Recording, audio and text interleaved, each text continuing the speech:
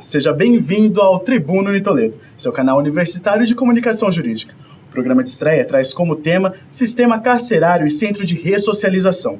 Para falar com a gente hoje está aqui o professor mestre do curso de Direito aqui do Unitoledo, Thiago Barros, que também é especialista em Direito Criminal. Seja bem-vindo, Thiago. Bom dia, obrigado, Rubens. Thiago, explica para a gente como que funciona o sistema carcerário hoje. Rubens, a todos que nos assistem, sistema carcerário é uma palavra ampla que envolve algumas denominações relacionadas ao cumprimento da pena. Nós temos na área penal, na seara penal, uma ação de conhecimento que busca a apuração de um fato apontado como sendo criminoso. Concluída essa fase, nós temos o cumprimento de uma eventual sentença penal condenatória, o que chamamos de pena. E a pena tem como uma de suas modalidades a privação de liberdade. E isso é exercitado dentro de uma unidade prisional. E esta unidade prisional que costumeiramente temos ouvido como sendo algo relacionado ao sistema carcerário. Professor, recentemente nós tivemos as eleições aqui no Brasil e o presidiário, ele pode votar? O preso provisório pode sim votar. O preso provisório ele não tem ainda a condição de condenado. O preso provisório ele está numa prisão de modalidade cautelar, e isso não lhe afasta a possibilidade de participar de eleições. Aqui no CER de Araçatuba, inclusive, funciona uma zona eleitoral. Eu voto dentro do CER de Araçatuba, junto com os presos que lá estão nesta situação de presos cautelares, de presos provisórios.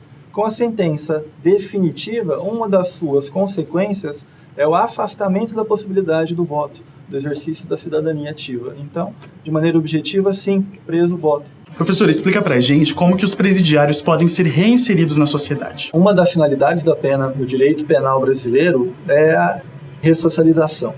A ressocialização ela é vista de uma maneira prática como a reinserção harmônica do então apenado ao convívio social. Nós temos uma confusão muito grande quando trabalhamos com essa palavra reinserção, ressocialização, por conta daqueles que eventualmente foram vítimas dos atos praticados por aquela pessoa que está cumprindo uma medida privativa de liberdade, uma pena.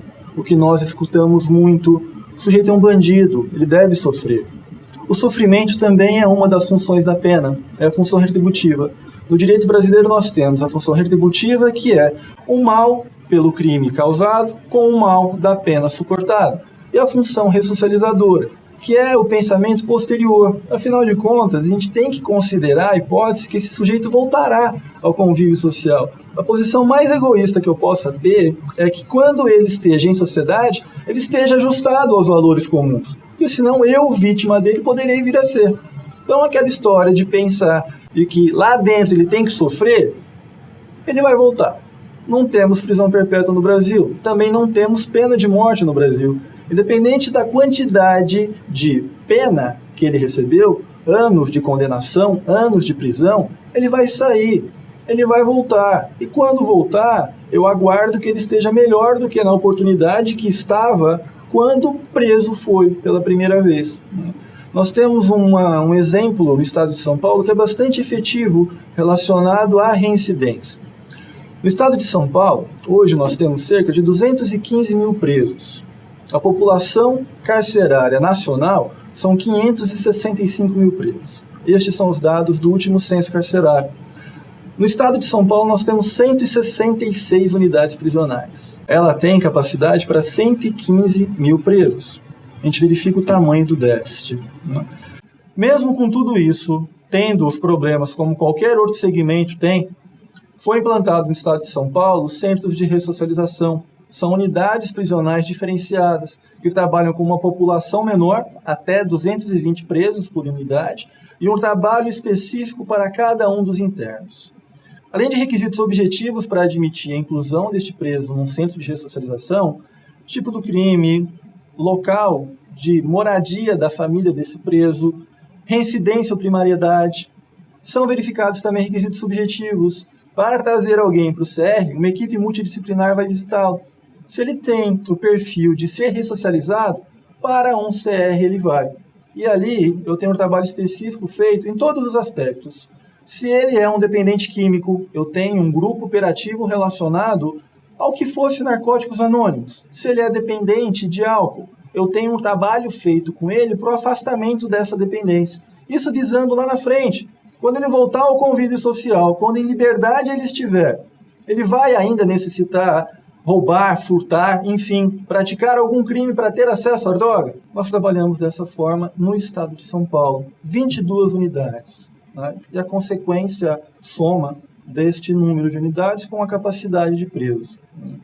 No CR de Araçatuba, nós fizemos um convênio da Unitoledo com a Defensoria Pública do Estado de São Paulo. E a assistência jurídica aos presos que lá estão são feitas por nós. Então nós temos 3 alunos estagiários e eu como advogado.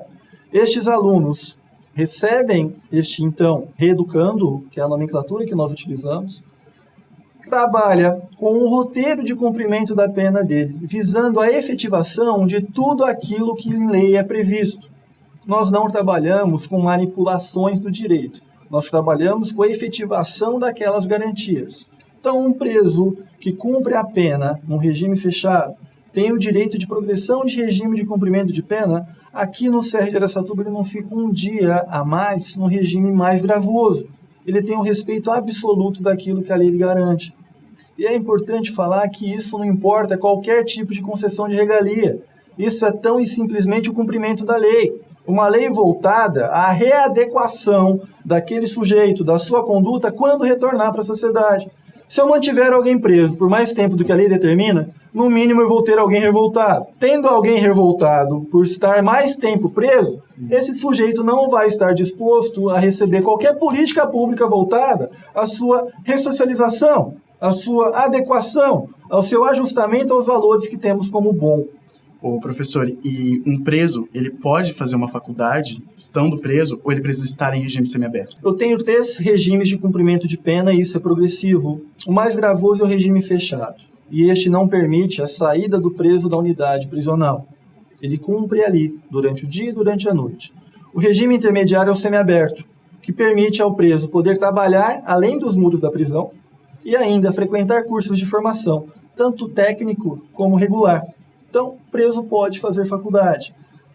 E o regime final é o aberto, que eu tenho uma desvinculação do preso com a unidade prisional e uma responsabilização direta dele no cumprimento de alguns requisitos previamente fixados por um juiz. No início desse ano, aqui no CR de Araçatuba, por uma solicitação feita por um dos nossos alunos, que lá estão estagiando, um reeducando fez vestibular para a Faculdade de Direito. Foi aprovado. Esse reeducando obteve uma autorização específica para poder frequentar o curso de Direito. Então, hoje nós temos um reeducando aluno do curso de Direito. Né? Isso tudo com autorizações específicas proferidas por um juiz. Não é nada feito dentro da unidade, não é nada feito arbitrariamente. É tudo com autorização legal, é tudo com verificação de requisitos, é tudo com a devida transparência e legalidade. Olha que interessante. Inclusive, nós temos perguntas de universitários aqui do Centro Unitoledo. Nós conferimos agora. Meu nome é Luiz Felipe, eu faço parte do 6º semestre B de Direito, que é oferecido no Centro de Ressocialização. São regalias? Não são regalias. São direitos previstos em legislação. São direitos assegurados por lei. E o que nós fazemos enquanto advogados destes sujeitos, que naquela condição estão, é simplesmente efetivá-los. É uma legislação de 1984, uma legislação que foi recepcionada integralmente pela Constituição Federal. Então, afirmar que progressão de regime de pena, afirmar que saída temporária, afirmar que preso trabalhando fora da unidade prisional e estudando é regalia, é um equívoco. Aquilo é efetivação de comandos legais, que tem uma única finalidade: fazer com que, quando do término daquele cumprimento da privação de liberdade, ele possa voltar a conviver harmoniosamente com seus pares. Olha, professor, nosso tempo infelizmente está acabando. Se o senhor, inclusive, quiser retornar aqui para esclarecer mais dúvidas de alguns alunos, o senhor está convidadíssimo. Uma satisfação.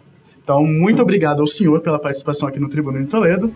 Obrigado a vocês pela recepção, obrigado pelo convite e fico à disposição.